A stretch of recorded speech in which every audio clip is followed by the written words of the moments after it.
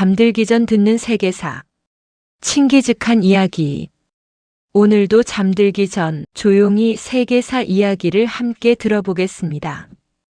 오늘 이야기의 주인공은 세계 역사에서 가장 거대한 육상 제국을 만든 인물, 칭기즈칸입니다. 칭기즈칸은 1162년에 태어나 1227년에 세상을 떠난 인물입니다. 그가 살았던 시기는 유럽 역사 기준으로 보면 고대 시대가 끝난 뒤 이어지는 중세 시대에 해당합니다. 당시 유럽에서는 십자군 전쟁이 이어지고 있었고 여러 왕국들이 서로 경쟁하며 성장하고 있었습니다. 하지만 같은 시기 유라시아 대륙의 중심에서는 몽골 초원에서 새로운 세력이 등장하고 있었습니다. 몽골의 한 소년이 수많은 부족들을 하나로 모으기 시작했고 그 힘은 점점 더 커지게 됩니다.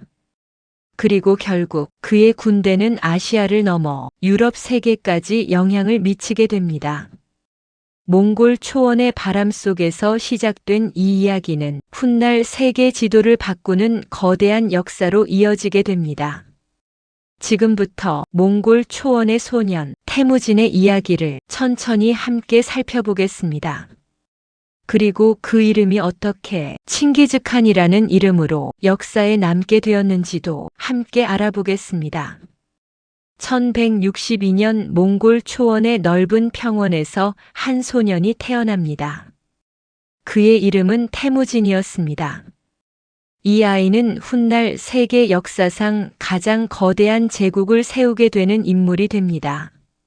하지만 그가 태어났을 때 누구도 그런 미래를 상상하지 못했습니다. 몽골 초원은 끝없이 펼쳐진 풀과 바람의 땅이었습니다. 이곳에서 살아가는 사람들은 대부분 말을 타고 이동하며 가축을 기르는 유목 생활을 하고 있었습니다. 몽골의 부족들은 넓은 초원 곳곳에 흩어져 살고 있었고 서로 협력하기도 했지만 때로는 끊임없이 전쟁을 벌이기도 했습니다. 태무진이 태어난 시대의 몽골은 하나의 나라가 아니었습니다. 수많은 부족들이 서로 경쟁하며 살아가고 있었고 강한 부족이 약한 부족을 공격하는 일이 자주 일어났습니다.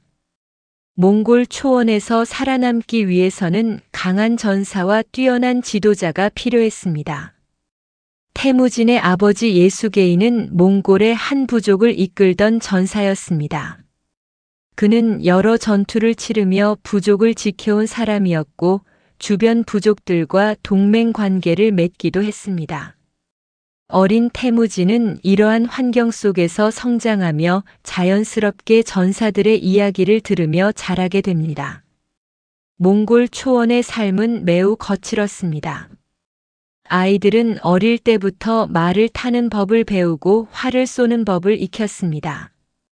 사냥과 이동 그리고 전투는 이곳 사람들에게 일상의 일부였습니다. 태무진 역시 어린 나이부터 말을 타고 넓은 초원을 달리며 성장하게 됩니다. 그는 강한 바람이 부는 초원에서 살아가는 법을 배우며 점점 더 강한 아이로 자라게 됩니다. 하지만 그의 어린 시절은 평온하지 않았습니다. 몽골 초원에서는 부족 간 갈등이 끊임없이 이어지고 있었고 언제든지 전쟁이 일어날 수 있었습니다. 어느 날 태무진의 아버지 예수게인은 다른 부족을 만나기 위해 길을 떠나게 됩니다. 하지만 그 길에서 그는 적 부족의 사람들에게 독이 든 음식을 먹게 되고 결국 목숨을 잃게 됩니다. 이 사건은 어린 태무진의 삶을 완전히 바꾸어 놓습니다. 아버지를 잃은 가족은 더 이상 부족의 보호를 받지 못하게 되었고 결국 그들이 속해 있던 부족은 태무진의 가족을 버리고 떠나게 됩니다. 몽골 초원에서 부족의 보호 없이 살아가는 것은 매우 위험한 일이었습니다. 태무진의 가족은 갑자기 아무런 도움도 받지 못한 채 살아가야 하는 상황에 놓이게 됩니다. 그들은 강가에서 물고기를 잡고 들판에서 식물을 모으며 힘겨운 삶을 이어가야 했습니다. 때로는 굶주림과 싸워야 했고 때로는 다른 부족의 위협을 피해 숨어야 했습니다. 하지만 이러한 어려운 환경 속에서도 태무진은 점점 강해지기 시작합니다. 그는 생존을 위해 필요한 모든 것을 배우며 성장하게 됩니다. 그의 눈앞에는 여전히 끝없는 초원이 펼쳐져 있었고, 그 초원 위에는 수많은 부족들이 서로 경쟁하며 살아가고 있었습니다. 어린 태무진은 아직 알지 못했습니다. 하지만 훗날 그는 바로 그 몽골 초원을 하나로 통합하게 됩니다. 그리고 그 이름은 훗날 역사 속에서 이렇게 불리게 됩니다. 칭기즈칸. 세계 역사상 가장 거대한 육상 제국을 만든 정복자의 이름이었습니다. 태무진의 어린 시절은 몽골 초원의 거친 환경 속에서 시작되었습니다. 끝없이 펼쳐진 초원과 강한 바람 그리고 계절마다 달라지는 자연 속에서 살아가는 삶은 결코 쉽지 않았습니다. 하지만 몽골 사람들에게 이러한 삶은 오랜 세월 동안 이어져 온 익숙한 방식이었습니다. 몽골의 부족들은 계절에 따라 이동하며 가축을 키우는 유목 생활을 하고 있었습니다. 말과 양 그리고 염소는 그들의 삶에서 매우 중요한 존재였습니다. 사람들은 이동식 천막인 게르를 세우고 살았으며 필요에 따라 새로운 초원을 찾아 이동했습니다. 이러한 환경 속에서 부족의 지도자는 매우 중요한 역할을 했습니다. 지도자는 부족을 보호하고 전쟁을 이끌며 다른 부족들과의 관계를 조정하는 책임을 가지고 있었습니다. 태무진의 아버지 예수게이 역시 그런 지도자 중 한 사람이었습니다. 그는 자신의 부족을 이끄는 전사였고 여러 전투를 경험한 인물이었습니다. 예수게이는 주변 부족들과 동맹을 맺기도 했고 때로는 적과 싸우며 부족을 지켜왔습니다. 몽골 초원에서는 결혼 역시 부족 간 관계를 형성하는 중요한 방식이었습니다. 어린 태무진 역시 어린 나이에 이미 약혼이 정해져 있었습니다. 어느 날 예수게이는 어린 태무진을 데리고 다른 부족을 찾아가게 됩니다. 그 부족에는 보르테라는 소녀가 살고 있었고 태무진은 그녀와 약혼하게 됩니다. 당시 몽골 사회에서는 이러한 약혼이 부족 간 관계를 강화하는 중요한 의미를 가지고 있었습니다. 약혼이 이루어진 뒤 예수게이는 다시 자신의 부족으로 돌아가기 위해 길을 떠납니다. 하지만 그 길에서 예상하지 못한 사건이 발생하게 됩니다. 예수게이는 길을 가던 중 타타르 부족 사람들을 만나게 됩니다. 타타르 부족은 몽골 초원에서 오랫동안 경쟁 관계에 있던 부족 중 하나였습니다. 타타르 사람들은 예수게이를 알아보지 못한 채 그에게 음식을 제공하게 됩니다. 몽골 초원에서는 길을 가는 사람에게 음식을 나누는 것이 흔한 일이었습니다. 하지만 이 만남은 예수게이에게 치명적인 결과를 가져오게 됩니다. 타타르 사람들은 예수게이가 자신들의 적이라는 사실을 알게 되었고 그에게 독이 든 음식을 먹이게 됩니다. 독이 든 음식을 먹은 예수게이는 점점 몸이 약해지기 시작합니다. 그는 힘겹게 자신의 부족으로 돌아오지만 결국 그 독을 이겨내지 못하게 됩니다. 아버지의 죽음은 어린 태무진에게 큰 충격이었습니다. 하지만 그보다 더 큰 문제는 이제 가족을 보호해줄 사람이 사라졌다는 사실이었습니다. 몽골 초원에서 지도자의 죽음은 부족 전체의 권력 구조를 흔들 수 있는 사건이었습니다. 예수게이가 죽자 그의 부족은 더 이상 태무진의 가족을 중심으로 움직이지 않게 됩니다. 결국 부족 사람들은 태무진의 가족을 버리고 떠나게 됩니다. 태무진의 어머니와 어린 형제들은 갑자기 아무런 보호도 받지 못하는 상황에 놓이게 됩니다. 몽골 초원에서 부족 없이 살아가는 것은 매우 위험한 일이었습니다. 그들은 강가 근처에서 작은 생활을 시작하게 됩니다. 물고기를 잡고 들판에서 식물을 모으며 겨우 생계를 이어가야 했습니다. 때로는 먹을 것이 부족해 굶주림을 견뎌야 했고, 때로는 혹독한 겨울을 버텨야 했습니다. 어린 태무진에게 이 시기는 매우 힘든 시간이었습니다. 하지만 이러한 환경 속에서 그는 점점 강한 생존 능력을 배우게 됩니다. 그는 사냥을 배우고 자연 속에서 살아가는 방법을 익히며 점점 더 단단한 사람으로 성장하게 됩니다. 몽골 초원의 삶은 언제나 위험이 가득했습니다. 부족 간 갈등은 계속되고 있었고 언제든지 공격을 받을 수 있는 상황이었습니다. 하지만 이러한 어려움 속에서도 태무진은 포기하지 않았습니다. 어린 시절의 가난과 고난은 훗날 그의 성격을 더욱 강하게 만드는 경험이 됩니다. 그는 아직 어린 소년이었지만 이미 몽골 초원의 거친 현실 속에서 살아남는 법을 배우고 있었습니다. 그리고 그 초원 위에는 여전히 수많은 부족들이 서로 경쟁하며 살아가고 있었습니다. 훗날 태무진은 바로 그 부족들을 하나로 통합하게 됩니다. 하지만 그 길은 결코 쉬운 길이 아니었습니다. 어린 태무진의 삶에는 앞으로도 수많은 시련이 기다리고 있었습니다. 아버지를 잃고 부족에게 버려진 뒤 태무진과 그의 가족은 몽골 초원에서 매우 힘든 시간을 보내게 됩니다. 몽골 초원의 삶은 원래도 거칠었지만 부족의 보호 없이 살아가는 삶은 훨씬 더 위험했습니다. 그들은 강가 근처에 작은 거처를 마련하고 물고기를 잡거나 들판에서 식물을 모으며 겨우 생계를 이어가야 했습니다. 몽골 초원의 겨울은 매우 혹독했습니다. 바람은 거세게 불었고 눈이 내리면 넓은 초원은 순식간에 얼어붙은 땅으로 변했습니다. 먹을 것이 부족해지는 계절이 오면 많은 사람들이 굶주림과 싸워야 했습니다. 어린 태무진은 이러한 환경 속에서 점점 강해지기 시작합니다. 그는 사냥을 배우고 말을 다루는 법을 익히며 자연 속에서 살아가는 기술을 배우게 됩니다. 하지만 몽골 초원의 삶에서 자연만이 위험한 것은 아니었습니다.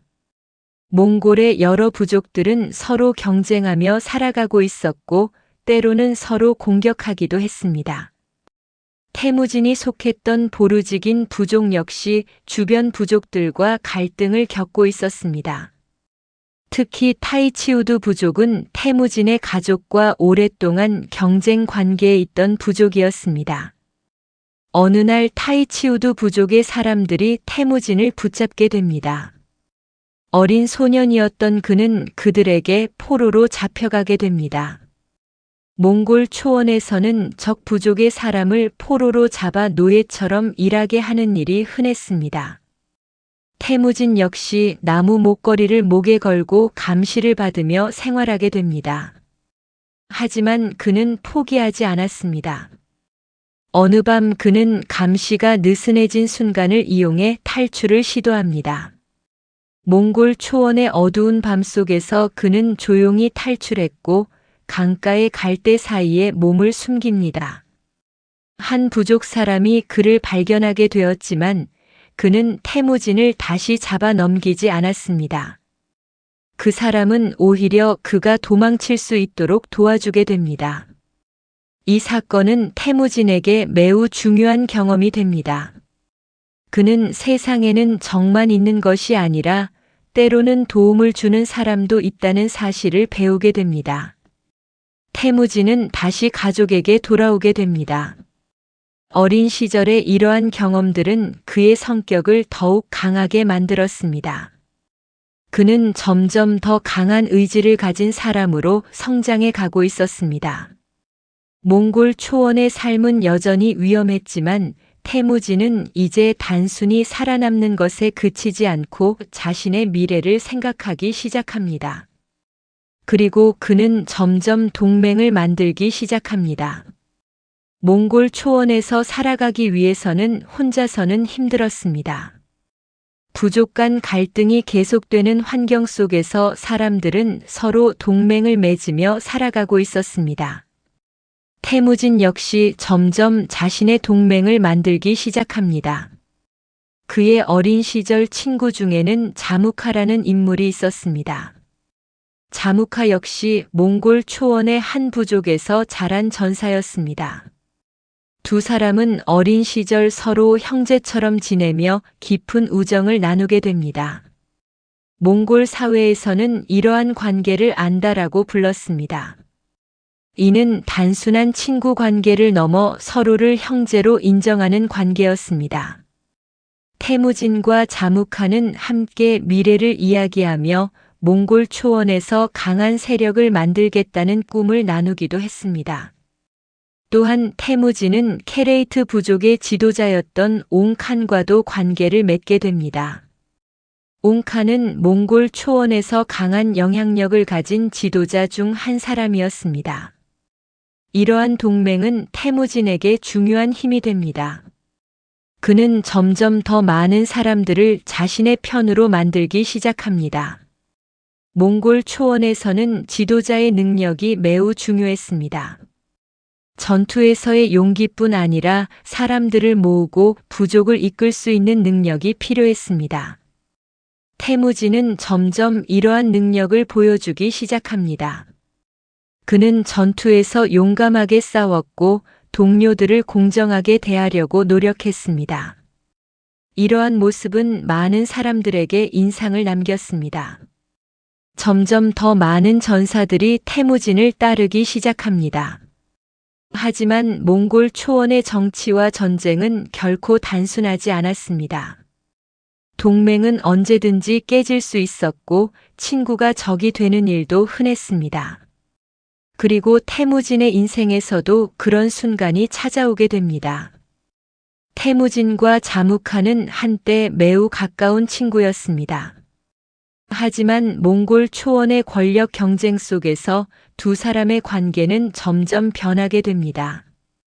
몽골 초원에서는 누가 더 많은 전사와 부족을 모으느냐가 매우 중요한 문제였습니다. 지도자가 되기 위해서는 강한 세력을 만들어야 했습니다. 자무카 역시 많은 전사들을 모으며 자신의 세력을 키워가고 있었습니다. 결국 두 사람은 서로 다른 길을 걷게 됩니다. 자무카는 몽골의 전통적인 귀족 중심 질서를 유지하려 했습니다. 반면 태무진은 새로운 방식으로 사람들을 모으기 시작합니다. 그는 출신이나 혈통보다는 능력을 더 중요하게 생각했습니다. 전투에서 능력을 보여주는 사람이라면 누구든지 자신의 군대에서 중요한 위치를 맡을 수 있도록 했습니다. 이러한 방식은 많은 평범한 전사들에게 큰 기회를 주었습니다. 점점 더 많은 사람들이 태무진을 따르기 시작합니다. 결국 두 사람의 세력은 충돌하게 됩니다. 태무진과 자무카의 군대는 몽골 초원의 넓은 평원에서 전투를 벌이게 됩니다. 이 전투는 몽골 초원의 권력을 결정하는 중요한 싸움이었습니다. 전투는 치열하게 진행되었고 많은 전사들이 목숨을 잃었습니다.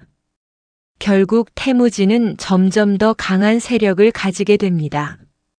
몽골 초원의 여러 부족들이 점점 그의 영향력 아래 들어오기 시작합니다. 태무진의 이름은 이제 몽골 초원 곳곳에 알려지기 시작했습니다. 하지만 그의 목표는 아직 완전히 이루어진 것이 아니었습니다. 몽골 초원에는 여전히 많은 부족들이 남아 있었고 그들을 하나로 통합하는 일은 매우 어려운 일이었습니다. 하지만 태무진은 포기하지 않았습니다. 그는 몽골 초원을 하나의 세력으로 만들겠다는 목표를 가지고 계속 전진하고 있었습니다. 그리고 마침내 몽골 역사에서 매우 중요한 순간이 다가오게 됩니다. 몽골의 여러 부족들이 한 지도자 아래 모이게 되는 순간이었습니다. 몽골 초원은 오랜 세월 동안 수많은 부족들이 서로 경쟁하며 살아가던 땅이었습니다. 넓은 초원 곳곳에는 서로 다른 부족들이 흩어져 있었고 그들은 때로는 동맹을 맺고 때로는 전쟁을 벌이며 살아가고 있었습니다. 몽골의 부족 사회에서는 강한 지도자가 등장하면 여러 부족들이 그 지도자 아래 모이기도 했습니다. 하지만 대부분의 경우 이러한 통일은 오래 지속되지 못했고 다시 여러 세력으로 나뉘는 일이 반복되었습니다. 태무진은 이러한 몽골 초원의 상황을 누구보다 잘 알고 있었습니다. 어린 시절 부족에게 버려졌던 경험과 수많은 전투 속에서 살아남은 경험은 그에게 하나의 생각을 만들어 주었습니다. 그는 몽골 초원을 하나의 강한 세력으로 통합해야 한다고 믿기 시작했습니다. 태무진은 점점 더 많은 부족들과 전투를 벌이며 자신의 세력을 넓혀갑니다. 때로는 동맹을 맺기도 했고 때로는 전쟁을 통해 상대 부족을 굴복시키기도 했습니다. 그의 군대는 점점 강해지고 있었습니다. 태무진의 군대는 기존 몽골 부족 군대와 조금 다른 특징을 가지고 있었습니다. 그는 출신이나 혈통보다는 능력을 더 중요하게 생각했습니다. 전투에서 용감하게 싸우고 충성을 보여준 사람이라면 누구든지 높은 지위를 얻을 수 있었습니다. 이러한 방식은 많은 전사들에게 큰 동기를 주었습니다. 점점 더 많은 사람들이 태무진을 따르기 시작했습니다. 몽골 초원에서 그의 이름은 점점 널리 알려지기 시작했습니다. 그리고 마침내 몽골 역사에서 매우 중요한 순간이 찾아오게 됩니다. 1206년 몽골 초원의 여러 부족 지도자들이 한 곳에 모이게 됩니다. 이 모임은 쿠릴타이라고 불리는 몽골의 전통적인 회의였습니다.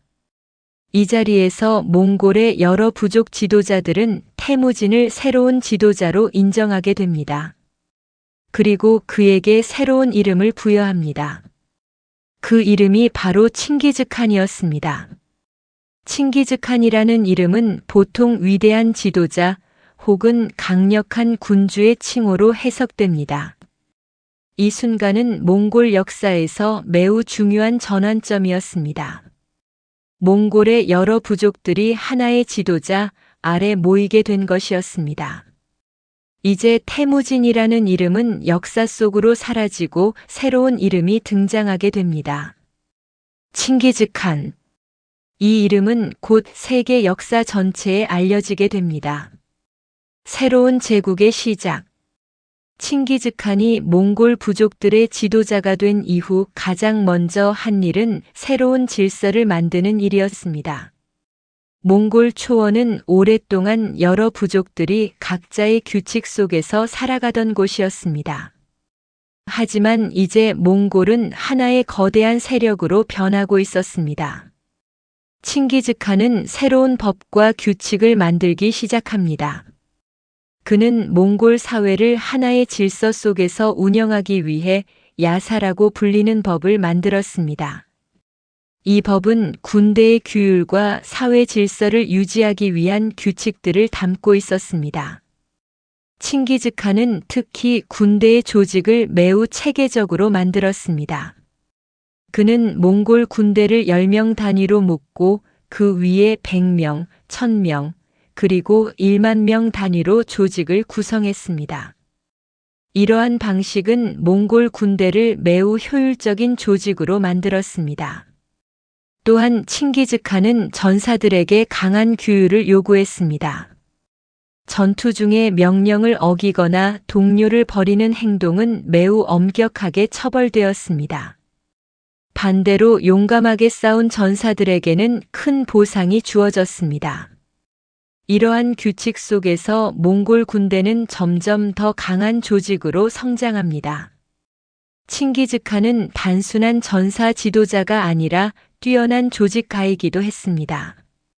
그는 몽골 초원의 여러 부족들을 하나의 국가처럼 운영하기 시작했습니다. 이제 몽골은 단순한 부족 연합이 아니라 하나의 강력한 세력으로 변하고 있었습니다. 그리고 이러한 변화는 곧 주변 국가들에게 큰 영향을 미치게 됩니다. 몽골 초원의 새로운 지도자 칭기즈칸은 이제 더 넓은 세계를 바라보기 시작합니다. 그의 눈은 이미 몽골 초원을 넘어 더 먼 땅을 향하고 있었습니다. 몽골 부족을 통합한 이후 칭기즈칸은 이제 새로운 목표를 생각하기 시작합니다. 몽골 초원의 경제는 기본적으로 유목 생활에 의존하고 있었습니다. 하지만 인구가 늘어나고 군대가 커지면서 더 많은 자원이 필요하게 됩니다. 칭기즈칸은 주변 국가들과의 관계를 살펴보기 시작합니다. 몽골 초원 남쪽에는 중국 북부 지역을 지배하고 있던 금나라가 있었습니다. 또한 중앙아시아에는 여러 상업 도시들이 번성하고 있었습니다. 칭기즈칸은 처음에는 무역을 통해 관계를 맺으려고 했습니다. 몽골은 말을 비롯한 여러 물품을 교환하며 주변 국가들과 거래를 하기도 했습니다. 하지만 이러한 관계는 오래 지속되지 못합니다. 1211년 칭기즈칸은 결국 금나라를 향해 군대를 움직이기 시작합니다. 몽골 군대는 매우 빠른 속도로 움직였습니다. 그들은 말을 타고 장거리 이동을 할 수 있었고 활을 이용한 공격에 매우 능숙했습니다. 몽골 전사들은 어린 시절부터 말을 타며 활을 쏘는 훈련을 해왔기 때문에 전투에서 매우 강력한 모습을 보여주었습니다. 칭기즈칸의 군대는 빠르게 여러 성을 공격하며 금나라의 영토 깊숙이 들어가게 됩니다. 몽골 군대의 공격 방식은 당시 다른 군대들과 매우 달랐습니다. 그들은 빠른 기동력을 이용해 적을 혼란에 빠뜨렸고 때로는 후퇴하는 척하며 적을 유인하기도 했습니다. 이러한 전략은 많은 전투에서 몽골 군대에게 유리하게 작용했습니다. 몽골의 이름은 점점 더 널리 알려지기 시작합니다. 칭기즈칸의 군대는 단순한 부족 군대가 아니라 세계를 위협하는 강력한 세력으로 성장하고 있었습니다. 그리고 이 전쟁은 이제 몽골 초원을 넘어 더 넓은 세계로 확장되기 시작합니다. 몽골 제국의 정복 전쟁은 이제 막 시작되고 있었습니다. 몽골 초원을 통합하고 금나라와의 전쟁을 시작한 이후 칭기즈칸의 관심은 점점 더 넓은 세계로 향하게 됩니다. 몽골 초원은 넓은 땅이었지만 경제적으로 풍요로운 지역은 아니었습니다. 유목 생활을 하는 몽골 사람들에게는 새로운 교역로와 더 많은 자원이 필요했습니다. 칭기즈칸은 이러한 상황 속에서 중앙아시아 지역을 주목하게 됩니다. 중앙아시아는 오래전부터 동서양을 연결하는 중요한 무역로가 지나가는 지역이었습니다. 실크로드라고 불리는 이 길을 따라 수많은 상인들이 이동했고 여러 도시들이 번성하고 있었습니다. 당시 중앙아시아에는 호라즘 제국이라는 강력한 국가가 자리하고 있었습니다. 이 제국은 페르시아와 중앙아시아의 넓은 지역을 지배하고 있었고 여러 도시들이 무역으로 번성하고 있었습니다. 처음에 칭기즈칸은 호라즘 제국과 전쟁을 원하지 않았습니다. 그는 무역 관계를 통해 서로 이익을 얻는 길을 선택하려 했습니다. 몽골은 상인들을 보내 호라즘 제국과 교역을 시도합니다. 하지만 예상하지 못한 사건이 발생하게 됩니다. 호라즘 제국의 한 도시에서 몽골 상인들이 간첩으로 의심받게 되었고 결국 그들은 처형당하게 됩니다. 이 사건은 몽골과 호라즘 제국 사이의 긴장을 크게 높이게 됩니다. 칭기즈칸은 이 사건에 대해 항의하기 위해 사절단을 보냅니다. 하지만 호라즘 제국의 지도자는 그 사절단마저 모욕하며 받아들이지 않았습니다. 이 사건은 칭기즈칸에게 큰 분노를 일으키게 됩니다. 결국 그는 중앙아시아를 향해 군대를 움직이기로 결정합니다. 1219년 몽골 군대는 호라즘 제국을 향해 대규모 공격을 시작합니다.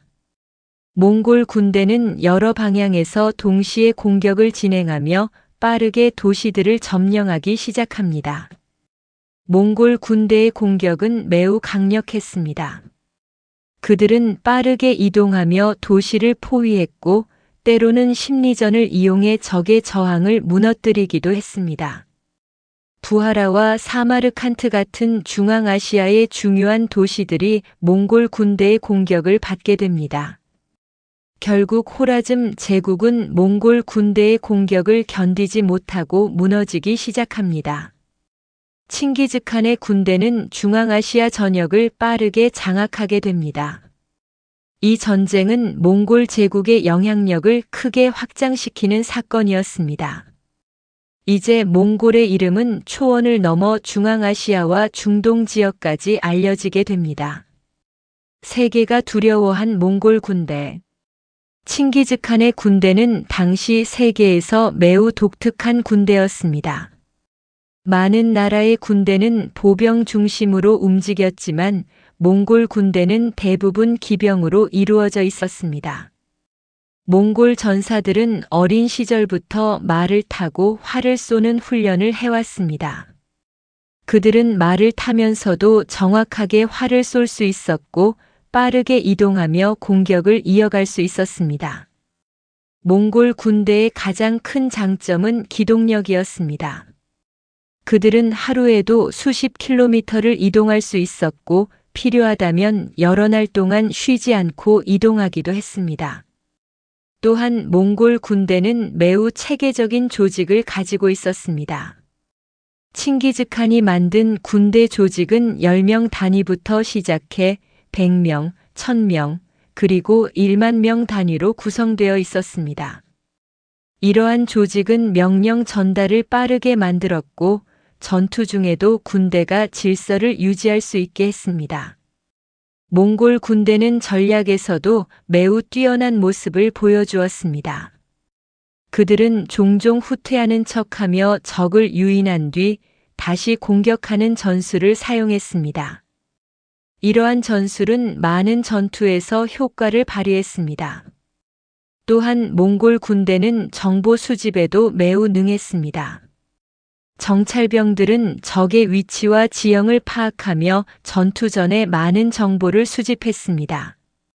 이러한 정보는 전투 전략을 세우는 데 중요한 역할을 했습니다.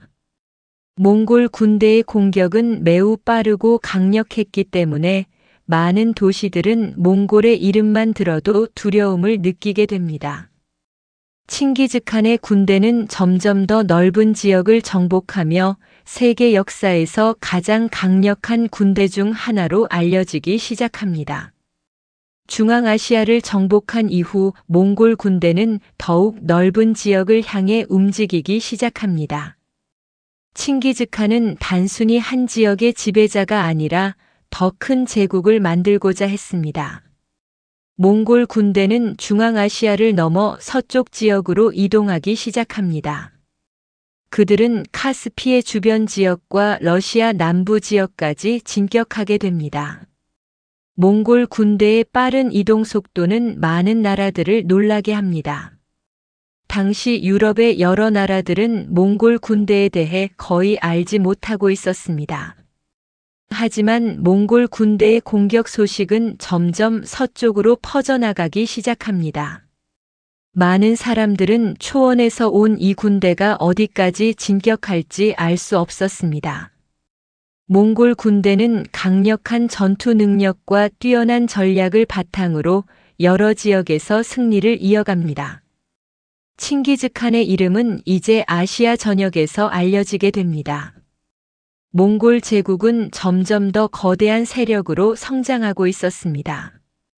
그리고 이 제국의 중심에는 한 사람이 있었습니다. 바로 몽골 초원의 소년으로 태어났던 태무진, 이제는 칭기즈칸이라고 불리는 지도자였습니다.